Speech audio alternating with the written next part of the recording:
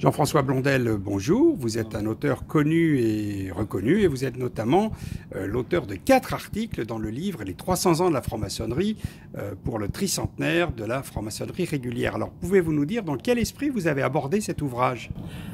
Eh bien, j'ai abordé cet ouvrage dans l'esprit de faire en quelque sorte un rap, tout au moins en ce qui concerne les questions que l'on m'a demandé de traiter, de faire un rappel historique des origines de la maçonnerie à partir de ce que l'on considère comme légendaire, c'est-à-dire les origines opératives. Voilà. Mais encore une fois, ces origines opératives ne sont pas attestées historiquement, mais on les considère comme légendaires, et il y a tellement de traces dans la maçonnerie que nous pratiquons empruntées au monde opératif, les outils, les tableaux de loge, la pierre, le symbolisme de la pierre, que l'on peut considérer qu'il y a quand même un lien même s'il n'est pas historiquement attesté. Voilà.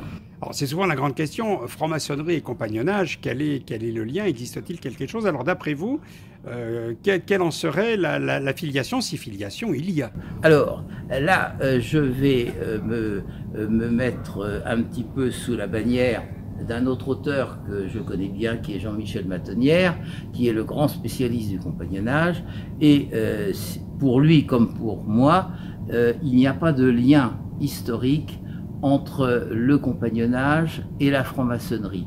Pour quelle raison? Eh bien parce que le compagnonnage, d'abord, est certainement beaucoup plus ancien, d'une part, et d'autre part, le compagnonnage était une confrérie, était et est encore une confrérie de métier, alors que la franc-maçonnerie, peut-être à partir d'un emprunt aux opératifs, est devenue une société de pensée, donc une société à caractère philosophique.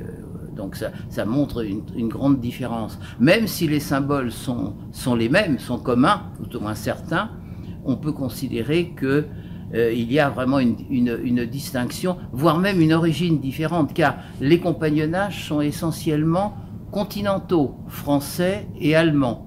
Il y a un compagnonnage allemand. Alors que la maçonnerie, tout le monde le sait, est d'origine anglaise et, je dirais, écossaise au sens géographique du terme. Voilà. Merci Jean-François pour toutes ces précisions. Cela va sans dire, mais ça va encore mieux en le disant. Et donc, quels sont désormais vos futurs projets, notamment en matière d'écriture? Alors, mes futurs projets, j'ai un futur projet en matière d'écriture, c'est en fait la réédition d'un livre que j'ai fait. Alors là, pas directement sur la franc-maçonnerie, mais sur les cathédrales, parce que c'est un sujet qui m'intéresse aussi. Et on peut dire qu'il y a aussi peut-être là, entre l'un et l'autre, des filiations, enfin, pas des filiations, mais des liens indirects.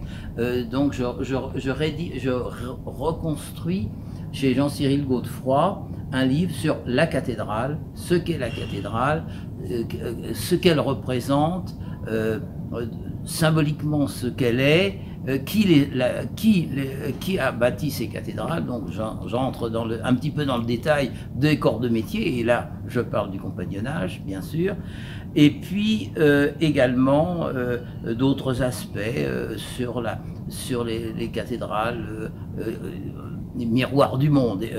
Émile Malle, le grand Émile Malle, l'historien de la fin du 19e, a dit qu'elle était le miroir du monde, elle était le miroir du monde de son époque. Voilà. Donc c'est un petit peu les points que je suis en train de redévelopper sur ce sujet.